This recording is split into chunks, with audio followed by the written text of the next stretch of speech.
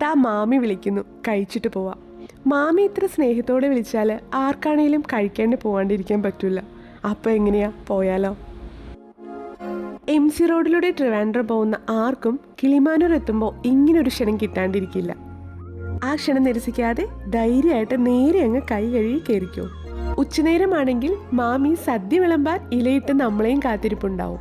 260 രൂപയുടെ സദ്യ ടോക്കൺ എടുത്ത് അങ്ങ് ചെന്ന് ഇരിക്കുമ്പോഴേക്കും ഇലയിട്ട് ഓരോന്നായി അവർ വിളമ്പി തുടങ്ങും.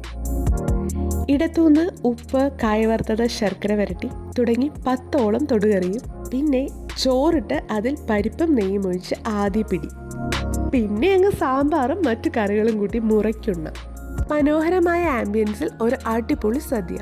ഇനിയാണ് ഞങ്ങൾ കാത്തിരുന്ന ആ ക്ലൈമാക്സ്.